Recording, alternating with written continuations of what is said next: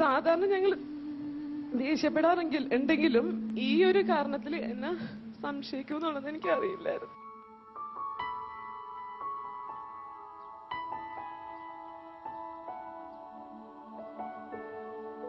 സാബുവിന് ശരിക്കും അന്നാ ചെയ്ത പ്രവൃത്തിയില് ഒരു കുറ്റബോധം തോന്നി. അത് ഏറ്റുപറച്ചിലാണ്.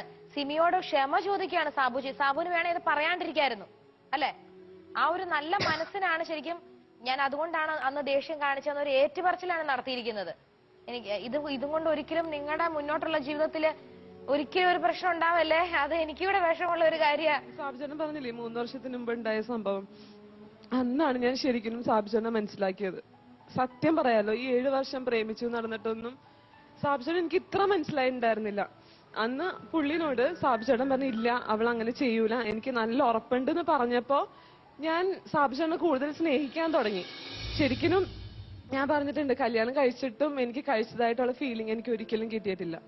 കാരണം സാബുചേട്ടന്റെ വീട്ടിലായാലും അതെ, ഒരു റെസ്ട്രിക്ഷൻസ് അല്ല, ഏത് പാതിരാത്രിയും കയറി വരാം, ആരും ഒന്നും പറയാൻ പോണില്ല. പക്ഷെ അതിന്റെ ഇടക്ക് ഇങ്ങനൊരു കൗണ്ടർ ചെക്കിങ് ഉണ്ട് എന്ന് പറഞ്ഞപ്പോ പെട്ടെന്ന് എനിക്കതൊരു ഭയങ്കരമായിട്ട് അംഗീകരിക്കാൻ പറ്റിയില്ല. സാബുചേട്ടന്റെ ഇങ്ങനത്തെ ഒരു അല്ല സിമി, ഞാൻ പറഞ്ഞല്ലോ ഓൾറെഡി. കാര്യം എന്ന് വെച്ച് കഴിഞ്ഞാല് എന്റെ ഉള്ളിലൊരു ഒരു സംശയം. കാരണം വെച്ച് കഴിഞ്ഞാല് ഞാൻ ആ കണ്ണുകൊണ്ടാണ് ആ ടൈമിൽ കണ്ടിരുന്നു വെച്ചത്. അതുകൊണ്ടാണ് ഞാനത് പറഞ്ഞത്. ഞാൻ എന്നോട് ഇതുവരെ സംസാരിച്ചിട്ടില്ലല്ലോ ഈ സംഭവത്തിനെ പറ്റിയിട്ട്. ആ ടൈമിൽ നമ്മളത് നിനക്ക് അത്രത്തോളം അത് ഫീൽ ചെയ്യും എന്നുള്ളത് നീ ആ ഒരു സ്റ്റാൻഡിൽ നിൽക്കുമ്പോഴേ നിനക്ക് അറിയാൻ പറ്റുള്ളൂ. അത് ആർക്കാണെങ്കിലും തോന്നും. കാരണം വെച്ച് കഴിഞ്ഞാൽ ഈവൻ നിന്റെ ഇപ്പം ഒരു ചെറിയ ഫോൺ കോൾ അല്ലെങ്കിൽ കുറെ നേരം നിൽക്കുന്ന ഫോൺ കോൾ ആയാലും കണ്ണിൽ നോക്കി സംസാരിക്കാനൊക്കെ ഞാൻ പറഞ്ഞിട്ടുണ്ട്. വെറുതെ ഇരിക്കുമ്പോ എന്താണ് ഈ സിമീനൊക്കെ ചോദിച്ചിട്ട് അപ്പൊ അവള് കൂളായിട്ട് തന്നെ.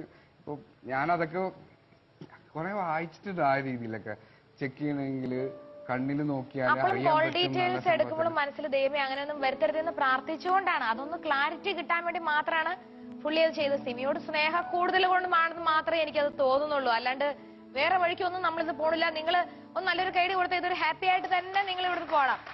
ഇതിന്റെ ബാക്കി വീട്ടിൽ ചെന്നിട്ട് നോ സിമി, അതൊരിക്കലും ഇല്ല.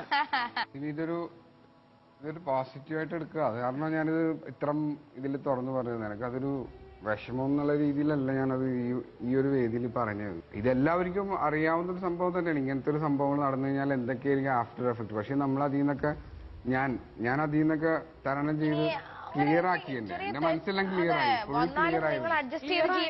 എനിക്ക് മനസ്സിലൊരു ടെൻഷനായിരിക്കും ഇനി എല്ലാവരോടും വർത്താനം പറയാനും. അതായത് ഞാൻ എന്റെ ഇത് തുറന്നു പറയുന്നത്, ഇനിയിപ്പോ വീട്ടിൽ പോയി ഇത് ഡിസ്കസ് ചെയ്യണ്ടല്ലോ എന്ന് വിചാരിച്ച് പറയുന്നത്. എനിക്ക് ഇനി മിങ്കിളാൻ ഇച്ചിരി ബുദ്ധിമുട്ടായിരിക്കും. ചിലപ്പോ ഈ കാലം എന്നെ അതിന് മാറ്റുമായിരിക്കുമെങ്കിലും എനിക്ക് ഉള്ളിലൊരു സങ്കടം ഉണ്ടാകുമെന്ന് എനിക്ക് തോന്നുന്നില്ല. എന്റെ മനസ്സിന്റെ ഉള്ളിലത്തെ പ്രശ്നം എന്നുള്ളത് ഞാൻ ഓൾറെഡി നിന്റെ അടുത്ത് ഇവിടെ പറഞ്ഞു കഴിഞ്ഞു. ഇതെന്റെ ഉള്ളിലത്തെ ഒരു സംഭവമായിരുന്നു. അത് ഞാൻ ക്ലാരിഫൈ ചെയ്തു. പക്ഷെ ആ ക്ലാരിഫൈ ചെയ്തതിലുള്ള തെറ്റുകളാണ്. കാരണം നിന്നെ അവിശ്വസിക്കേണ്ട ഒരു ആവശ്യം ഉണ്ടായിരുന്നില്ല. നമുക്കൊരു ജഡ്ജ്മെന്റിലോട്ട് ഇവർ കറക്റ്റ് ആയിട്ട് പറഞ്ഞു തരും. സമീറ, സാബു മനസ്സുറക്ക റൗണ്ടിലും ഇതിന്റെ കുറച്ച് ഭാഗങ്ങൾ പറഞ്ഞതാണ്. അന്ന് ഞാൻ ജഡ്ജ് ചെയ്തത് എനിക്ക് നല്ല ഓർമ്മയുണ്ട്. അന്ന് എനിക്ക് സാബുവിനോട് തന്നെ ഈ റെസ്പെക്ട് എനിക്ക് പറഞ്ഞറിയിക്കാൻ അറിയില്ല. എങ്കിലും ഞാൻ ചിന്തിച്ചിട്ടുണ്ട്, എന്റെ ഇച്ചിരി കുരുട്ടുബുദ്ധിക്ക് ആയിരിക്കാം, പക്ഷെ ഞാൻ ചിന്തിച്ചിട്ടുണ്ട് എന്നാലും സാബു അതൊന്ന് ക്രോസ് ചെക്ക് ചെയ്തില്ലല്ലോ. എന്ത് നല്ല മനുഷ്യൻ. അത് ക്രോസ് ചെക്ക് ചെയ്തുകൊണ്ട് സാബു ചീത്ത മനുഷ്യനൊന്നും ആവുന്നില്ല. ഒരു ഭർത്താവ് അങ്ങനെ ചെയ്യുന്നതിൽ ഭയങ്കരമായ തെറ്റൊന്നുമില്ല. എങ്കിലും അത് സിമിക്ക് ഫീൽ ചെയ്തത് നിങ്ങൾ അത്ര ഓപ്പൺ ആയിരുന്നു. സാബുവിന് ഓപ്പൺ ആയിട്ട് സിമിയോട് തന്നെ ഒന്ന് ചോദിക്കാമായിരുന്നു ഇത് ഇങ്ങനെ ചെയ്യുന്നതിന് മുമ്പ്. എങ്കിലും ഇപ്പോൾ ഇങ്ങനെ ഒരു അവസരം കിട്ടിയപ്പോൾ ഒരു ഭർത്താവിന്റെ ഈഗോ വെടിഞ്ഞ് സാബു സിമിക്ക് സോറി പറഞ്ഞല്ലോ. അത് വളരെ നല്ല കാര്യം. ഒരു ഹ്യൂമൻ ബീങ്ങിന് തോന്നാവുന്നതേ സാബുവിന് തോന്നിയുള്ളൂ. അതിൽ സോറിയും പറഞ്ഞു. ഇനി സിമി ഇത് ഒരിക്കലും വീട്ടിൽ പോയി ഡിസ്കസ് ചെയ്യേണ്ട ആവശ്യമില്ല.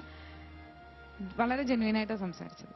സംശയം വരുന്ന എവിടെയാണോ സ്നേഹമുള്ളവർക്ക് സംശയം വരുള്ളൂ. ബബിത, സാബുചേട്ടാ, സിം ചേച്ചിനോട് തന്നെ അത് ക്ലാരിഫൈ ചെയ്യായിരുന്നു എന്ന് എനിക്ക് തോന്നുന്നു. സാബുചേട്ടനെ സ്വയം തിരിച്ചറിഞ്ഞത് ഏറ്റവും നല്ല കാര്യമായിട്ട്. അത് എന്താണ്, പക്ഷെ ഇപ്പൊ ഞാൻ അത്ഭുതപ്പെടുന്നത്, ഇതുവരെ ഞാൻ സാബുചേട്ടൻ ദേഷ്യപ്പെടുമെങ്കിലും ഭയങ്കര ദേഷ്യമൊന്നും ഇതുവരെ പ്രകടിപ്പിച്ചിട്ടില്ല. അത് കാരണം ഞാൻ കൂടുതൽ അതിന്റെ ഉള്ളിലേക്ക് പോയി ചോദിച്ചിട്ടില്ല. ചോദിച്ചെങ്കിൽ ചിലപ്പോ പറഞ്ഞാനെന്ന് എനിക്ക് തോന്നുന്നത്. ഇങ്ങനെ ഒരു സന്ദർഭത്തിൽ പറഞ്ഞതിന് സാബുചേട്ടനെ ഞാൻ അപ്രീഷിയേറ്റ് ചെയ്യുന്നത്. സാബു, സാബുന് ഈ സംഭവം അറിഞ്ഞപ്പം സാബു സിമിയോട് അപ്പൊ തന്നെ ചോദിച്ചായിരുന്നോ? ഇവളുടെ വ്യൂ പോയിന്റും പുള്ളിക്കാരന്റെ വ്യൂ പോയിന്റും എല്ലാം എടുത്തിട്ടാണ് ഞാൻ ക്ലാരിഫൈ പക്ഷെ അത് കഴിഞ്ഞിട്ടാണ് ഞാനപ്പോ പുള്ളിനോട് പറഞ്ഞു അങ്ങനെ ചെയ്യില്ല. സാബു ഇത് അറിഞ്ഞു കഴിഞ്ഞിട്ട് പെട്ടെന്ന് സ്വഭാവം മാറ്റിയോ? ഇല്ലില്ല, അത് മാറ്റുന്ന വെച്ചാൽ പിന്നെ ഞാൻ ശ്രദ്ധിക്കുന്നതെല്ലാം ഈ വ്യൂ പോയിന്റിലാണ്. അല്ല, സിമിയോട് ആദ്യം പറഞ്ഞപ്പോ സിമി എങ്ങനെ ഇത് റെസ്പോണ്ട് ചെയ്ത് എങ്ങനെയായിരുന്നു? ഭയങ്കര കരച്ചിലായിരുന്നു. കാരണം വെച്ച് കഴിഞ്ഞാൽ ഇങ്ങനത്തെ ഒരു സംഭവം അവള് വിചാരിച്ചിട്ട് പോലില്ല ഇങ്ങനെ ഒരു സംഭവം വരും എന്നുള്ളത്. അത് കഴിഞ്ഞിട്ട് പിന്നെ നിങ്ങള് സാധാരണ ഞാനത് പറഞ്ഞു കഴിഞ്ഞപ്പോ പുള്ളി സന്തോഷത്തോടെ ഭയങ്കര എന്നോട് ഭയങ്കരമായിട്ട് സ്നേഹവും കരച്ചിലും ഭയങ്കര സ്നേഹവും കാര്യങ്ങളൊക്കെ ആയിരുന്നു. ഞാൻ പറഞ്ഞില്ലേ, പിന്നെ ഞാനിങ്ങനെ ചെക്ക് ചെയ്ത് പിന്നെ ഞാൻ ഓരോ കാര്യങ്ങൾ പറയുമ്പോ പുള്ളിക്കാരിക്ക് ഹാരാസ്മെന്റ് കൂടിക്കൊണ്ടിരിക്കുക. മനസ്സിലായോ? ആ രീതിയിലാണ് അത് വെച്ച് നിർത്തുന്നത്. നന്നായി മനസ്സോർന്നു എനിക്ക് തോന്നുന്നു. സ്വന്തം ഇമേജ് അത് നോക്കാത്തവരായിട്ട് ആരുമില്ല. ഈ ഷോ കഴിഞ്ഞാലും പുറത്തിറങ്ങി നടക്കണം, ഞങ്ങൾ ഒന്ന് ജീവിക്കേണ്ടവരാണ്, അതൊന്നും നോക്കാണ്ട് വളരെ ഓപ്പൺ ആപ്പാണ് സാബു ഇവിടെ ചെയ്തത്. ഷിനു, ഇപ്പോഴും നിങ്ങൾ ഈ സന്തോഷത്തിൽ ഇരിക്കുന്നതിന്റെ കാരണം സാബു ചേട്ടൻ അത് ചെക്ക് ചെയ്ത് മനസ്സിലാക്കി സിമീനെ, അതുകൊണ്ടാണ് ഒന്നല്ലെങ്കിൽ ആ സംശയം ഇപ്പൊ ഇങ്ങനെ കിടക്കുന്നുണ്ടെങ്കിൽ വീണ്ടും വീണ്ടും സിമീനോടുള്ള ഒരു അടുപ്പം കുറയും, ദേഷ്യം കൂടും. ആ സമയത്തുണ്ടായിരുന്ന ഒരു ഇറിറ്റേഷൻ സാബു ചേട്ടൻ പറഞ്ഞല്ലോ.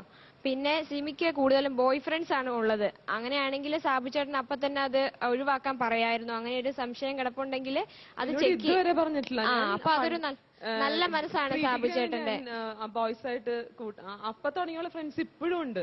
പിന്നെ ഒരു എത്ര സന്തോഷമുള്ള ഒരു ജീവിതത്തിലാണെങ്കിലും ഒരു ചെറിയൊരു സംശയം വന്നു കഴിഞ്ഞാല് എത്ര സന്തോഷം നമ്മള് ഒരു ചെറിയൊരു നിസ്സാരം മതി ആ സന്തോഷം കെടുത്താനായിട്ട്. അപ്പൊ അതെല്ലാം മനസ്സിലാക്കി ഇപ്പോഴും വീണ്ടും നിങ്ങൾ വീണ്ടും അന്നത്തേലും കൂടുതലായിട്ടുള്ള സ്നേഹത്തോടു കൂടിയാണ് ഇപ്പൊ നിങ്ങൾ ജീവിക്കുന്നതെന്നറിയാം. അതിന് ഭയങ്കര സന്തോഷമുണ്ട്. Thank you judges. നമുക്ക് മാർക്സ് ഷിനുവിൽ നിന്ന് തന്നെ തുടങ്ങാം. 9.5. സെയിം 9.5. 9.5. 9.5. 9.5. 9 മാർക്സ്. 37.5. ഇനി എനിക്ക് അറിയേണ്ടത് സിമിയോടാണ് ഒരു ചോദ്യം. ഈ മാർക്കിൽ സാറ്റിസ്ഫൈഡ് ആണോ എന്നുള്ളതല്ല.